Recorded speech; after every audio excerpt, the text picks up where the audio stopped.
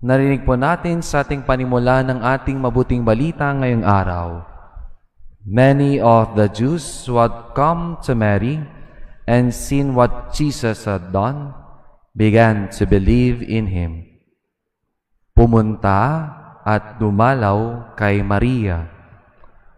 Napakaganda na maliban sa pumunta sila kay Jesus sa mga Hudyo, sila rin ay dumalaw at pumunta sa kanyang ina na si Maria. At ito po ang imbitasyon sa atin ngayong araw na Sabado. Let us go to Mary.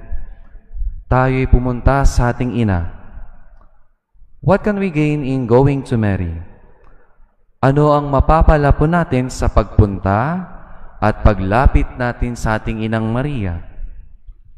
May tatlong dahilan kung bakit kailangan natin pumunta sa ating ina na si Maria.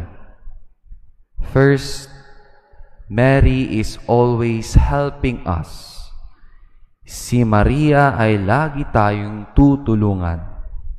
Lalo na sa mga panahon na pinakakailangan natin siya, lalo na sa marami tayong unos na pinagdadaanan sa ating buhay. Bakit? Dahil pinakamamahal nating ina na si Maria at tayo'y mga anak niya. Mary is our mother, and we are all her beloved children. Dearly beloved, come to Mary, go and ask help from her. Second, Mary is always praying for us. Si Maria ay lagi tayong pinagdadasal. Mary is not only our mother, but she is also our intercessor.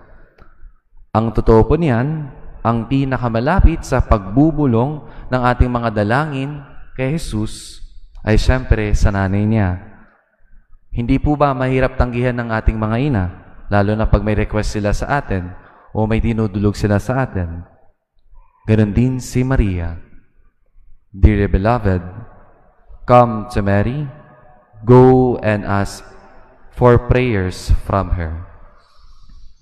First, Mary is always helping us. Second, Mary is always praying for us. Third, Mary is always with us. Ang ating ina ay lagi tayong sinasamahan.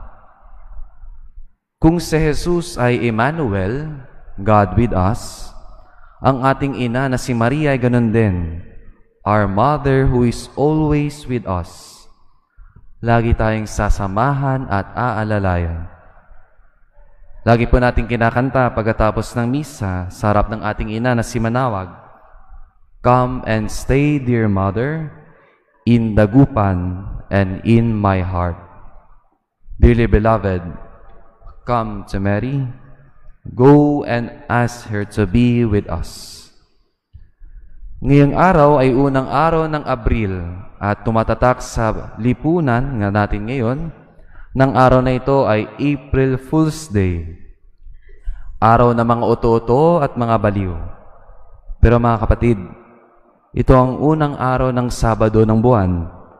At itong araw na ito ay inaalay natin sa ating pagpapanalangin sa ating ina na si Maria, araw ng ating pinakamamahal na ina.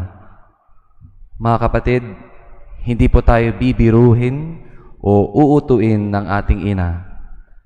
Because Mary is always helping us, praying for us, and with us.